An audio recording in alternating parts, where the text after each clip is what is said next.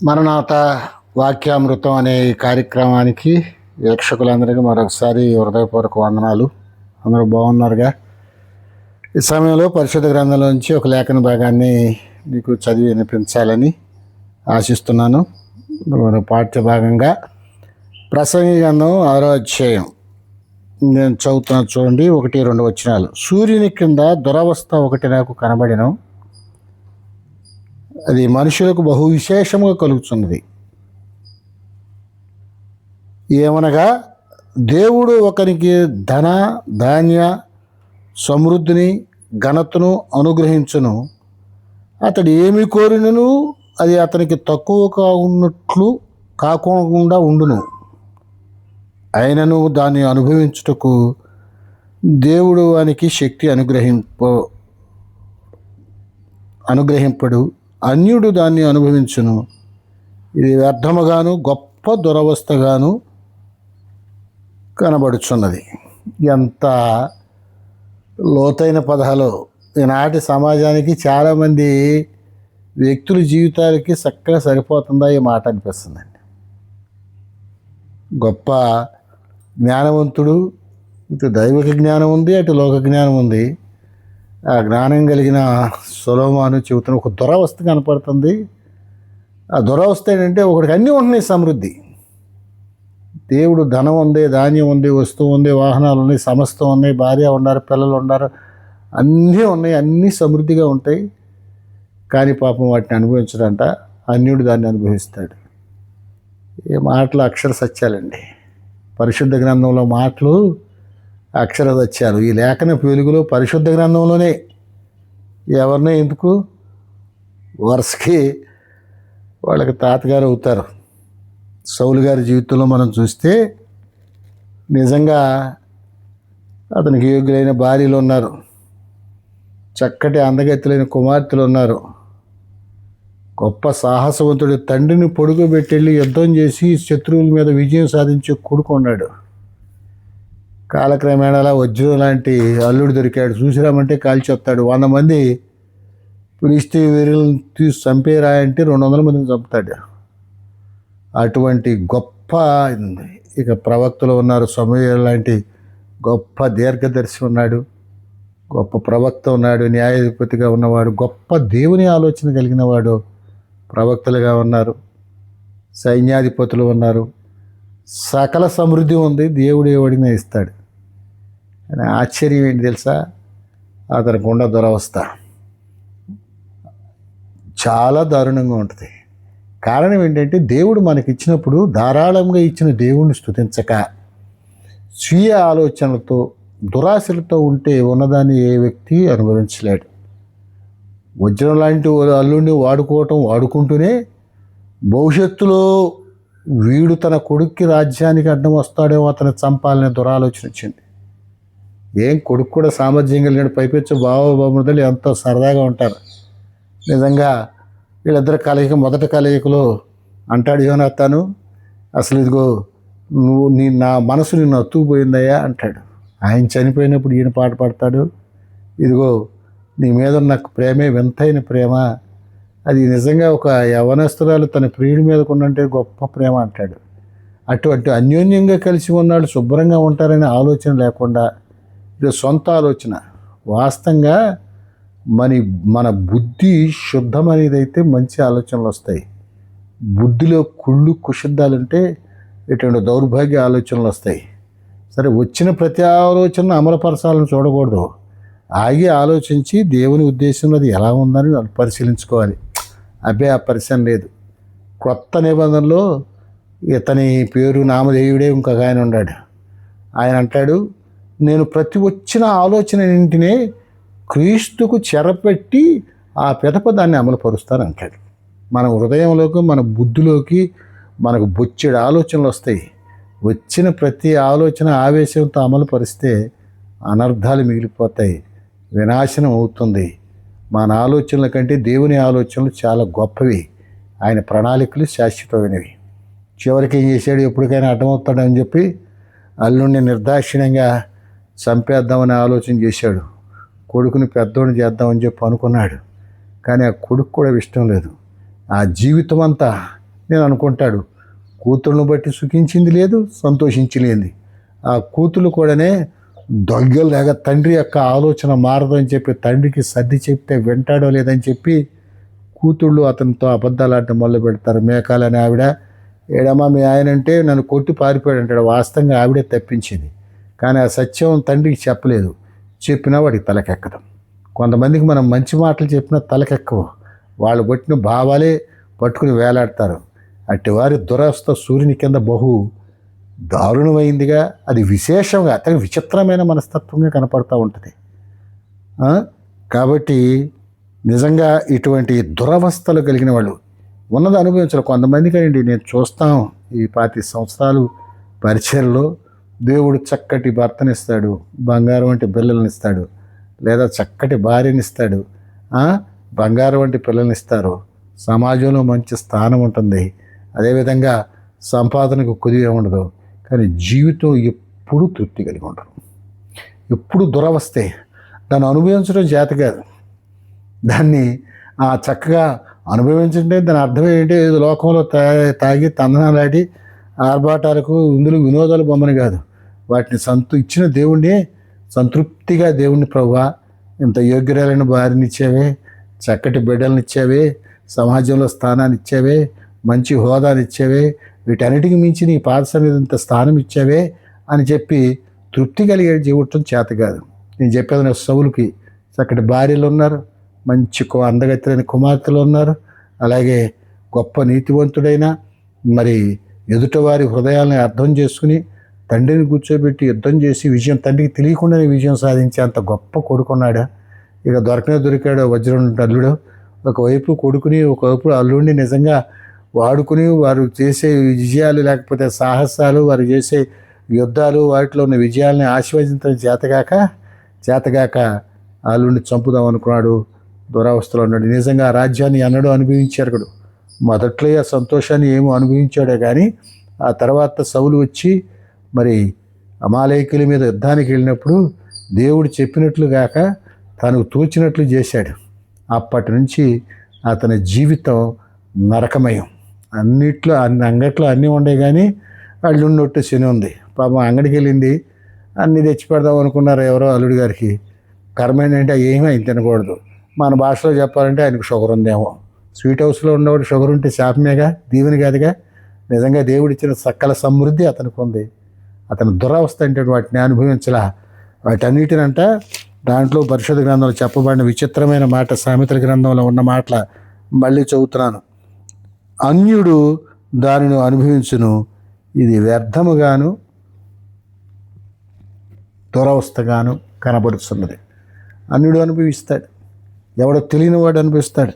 నిజంగా ఏ కొడుకు క్షేమం కొరకు అతను ప్రయత్నాలు చేశాడో, ఏ కొడుకును రాజు చేయాలనుకున్నాడో ఆ కొడుకు తన కళ్ళ ముందే నిర్జీవంగా పడిపోయి ఉన్నాడు. ఏ కూతుళ్ళైతే గొప్ప అనుకున్నారో వాళ్ళు కంటికి కనపడలా. ఏ అల్లుడైతే తన్ని అడ్డంగా వస్తాడని తరిమేశాడో నిజంగా ఆ అల్లుడు తర్వాత రాజు అయ్యాడు. దురవస్థ కాదు. అందుకే ఇతని పేరు పెట్టమని ఇందాక చెప్పాను. ఈయన నామధేయుడు. ఇంకొక ఆయన ఉన్నాడు కొత్త నిబంధన గ్రంథంలో సౌలు. ఈయన ఒకే గోత్రికులు. ఆయన పేరు ఈయన పేరు ఒకటే.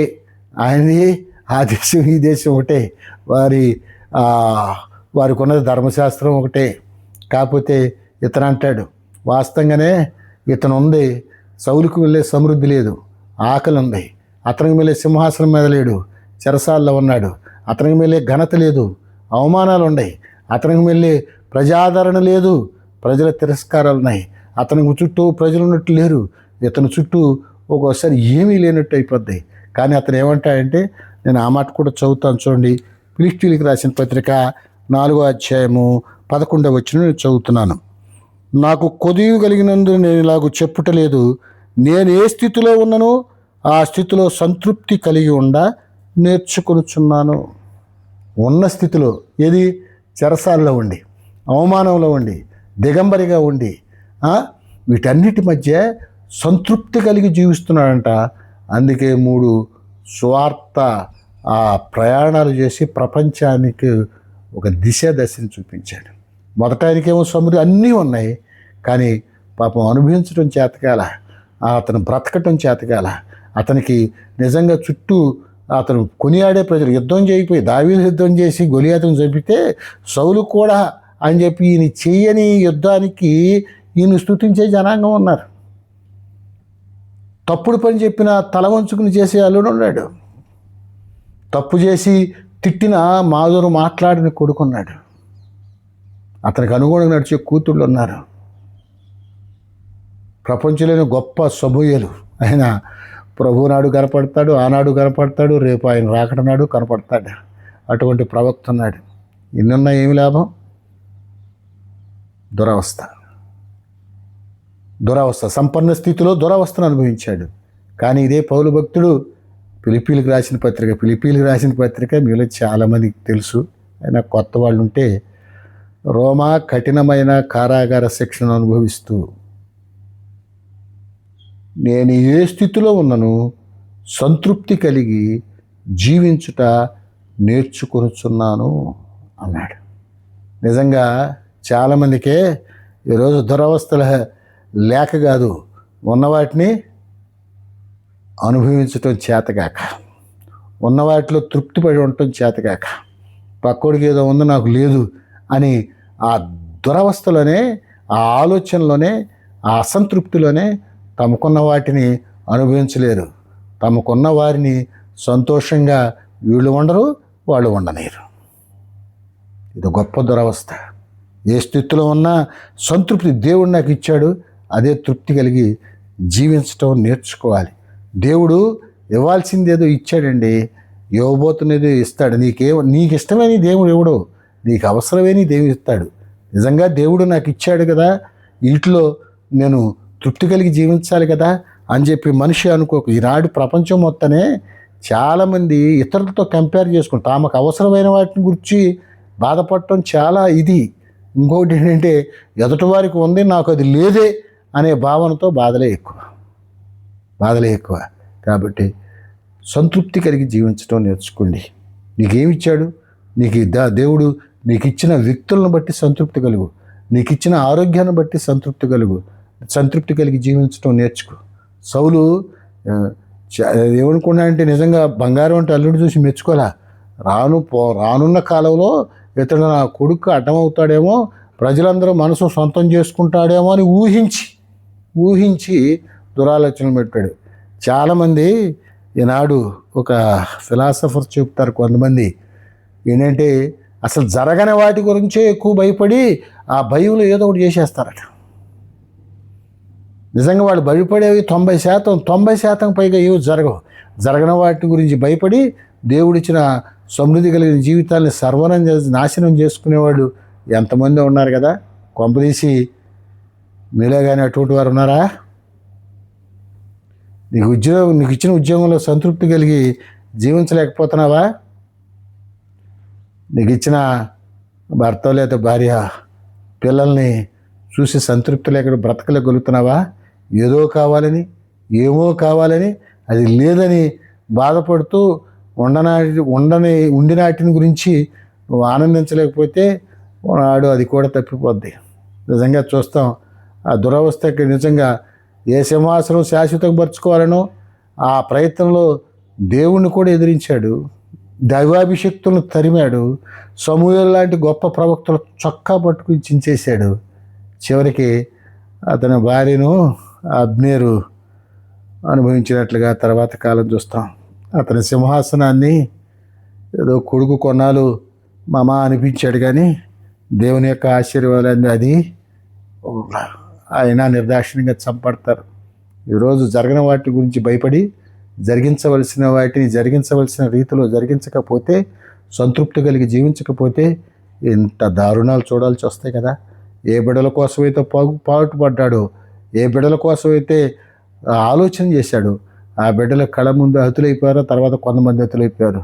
మిగిలిన వారి సంతానం శాపగ్రస్తలై ఓ మాటలు చెప్పాలంటే దారుణమైన సాగు చచ్చిపోతే నిజంగా ఆ కర్మకాండలు జరిపించడానికి కూడా దిక్కులేని తరంలో చనిపోయారు. తను కూడా ఫిలిష్తీయులు చంపి ఎక్కడో తలకాయ పెడితే ఒకప్పుడు యాబేష్కిత్తుగా గిల్గాదు వారికి విముక్తి రేట్లో దేవుడు అభిషేకంలో చేసిన పనిని జ్ఞాపకం పెట్టుకుని వాళ్ళు ఆ అంత్యక్రియలు జరిపిస్తారు. ఎందుకు వచ్చిన తిప్పలు? ప్రేమైన దేవుని బిడ్డలారా, దేవుడు నీకు ఇచ్చిన కుటుంబాన్ని బట్టి సంతోషించు, నీకు ఇచ్చిన ఉద్యోగాన్ని బట్టి సంతోషించు, నీకు ఇచ్చిన భార్యను బట్టు భర్తను బట్టి సంతోషించు, బంగారం వంటి బిడ్డలను బట్టి ఆనందించు. వారితో కలిసి ప్రభువుతో కలిసి యెహోషువ అంటాడే, నేను నా ఇంటి వారు నా దేవుడైన యెహోవాను స్తుతిస్తామని అటువంటి ఇది ఉండు. నీకున్న నాయకుడిని బట్టి స్తుతించు, నీకున్న పాస్టర్ని బట్టి ఆనందించు. ఈయన కాదు ఆయన కాదు ఏం చెప్పి ఊకే ఆశపడుతుంటారే, ఇది పెద్ద చివరికి దురవస్థ. ఇంటి మన పల్లెటూరులో ఒక మాట ఉంది, ఇంటికూడికి బంటికూడికి చెడే పిచ్చి ఆలోచనలు చేయక సౌలులాగా దురవస్థలో జీవించక, కొత్త నిబంధనలో సౌలు ఉన్నాడు, అదే బెన్యామీను గోత్రికుడు, అదే నామధేయుడు, ఆయన వలనే తర్వాత పౌలుగా మార్చబడింది దేవుడు అతని పేరుని. అది వేదాంతులు వివిధ అర్థాలు చెప్తారు, కానీ ఆ సౌలు వల్లనే ఇగో ఆకలైన, అనారోగ్యమైన, అకచాట్లైన, అవమానాలైన, ఆటంకాలైన, అభ్యంతరాలైన, చెరసాలైన, ఖడ్గమైన, కరువైన, ఉపద్రవమైన ఏమైనా కానీ ప్రభువునందు ఆనందించడం మీరు అలవాటు చేసుకోండి. రోమా చెరసాల్లో చెప్తున్నాడు ఆ మాట. నేను ఏ స్థితిలో ఉన్నానో సంతృప్తి కలిగి ఆలోచన. అంతకు ముందే ఇంకో మాట చెబుతాడు, అదిగో మళ్ళా జీవితంలో ప్రభునందు ఆనందించండి. అసంతృప్తి చాలా శాపగ్రస్తమైన బ్రతుకులు అంటే తెలుసా? కుష్ఠవ్యాధి శాపగ్రస్తుడు, మరొక వ్యాధి శాపగ్రస్తం అనుకుంటారు. వీటన్నిటికంటే భయంకరమైన శాపగ్రస్తం ఏంటి తెలుసా? ఇది ఏదైనా వ్యాధి వస్తే దానికి విరుగుడో లేకపోతే మొత్తం కలిగితే హాయిగా ఉంటారు, కానీ అసంతృప్తి పరుడు ఎన్నడూ జీవితంలో హాయిగా ఉండడు. అసంతృప్తి పరుడు ఎప్పుడు జీవితంలో హాయిగా ఉండడు. సంతృప్తి కలిగిన వాడు ఏ స్థితిలో ఉన్నా ఆనందించగలుగుతాడు. ఈ లోకానికి సంతృప్తినివ్వటానికి, సమృద్ధినివ్వటానికి దేవుడు మనల్ని పిలిచాడు. ఇచ్చిన దాన్ని బట్టి సంతృప్తి కలిగితే దావీదు మహారాజు చాలా కష్టాల్లో ఉన్నాడు ఆ తర్వాత, కానీ ఆయన ఆశ ఒకటే, ఆయన సమృద్ధి కలిగిన స్థితిలోకి నన్ను నడిపిస్తాడు, ఆయన నా కాపరిగా ఉన్నాడు. నేను ఎంత చక్కటి సంతృప్తి కలిగిన బ్రతకండి. చాలామంది క్రైస్తవులో చూస్తాం, సంఘాల్లో చూస్తాం, చక్కటి సంసారాలు, సంతృప్తి ఉండదు. యోగ్యులైన జీవిత భాగస్వాములు, సంతృప్తి ఉండదు. బంగారం లాంటి పిల్లలు ఆరోగ్యంగా ఉంటారు, కానీ సంతృప్తి ఉండదు. ఎప్పుడు చూడండి, అది లేదు ఇది లేదు, అసూయతోనో, అసంతృప్తితోనో, అసమాధానంతోనో. వీటికంటే భూలోకంలో నరకం అంటే అవేనమ్మా. భూలోకంలో నరకం అంటే అవే. అటువంటి అసంతృప్తి బ్రతుకులు గాక పౌలు భక్తుడు చెప్పిన సంతృప్తి కలిగి జీవించడం నేర్చుకుందాం. అటువంటి సంతృప్తి కలిగి జీవించాలంటే ఆయనతో సహవాసం చేసిన మనం సంతృప్తి కలిగి జీవిస్తాం. అటువంటి సంతృప్తికరమైన జీవితం దేవుడు మీకు నిండుగా మెండుగా అనుగ్రహించునుగాక. ఆమేన్.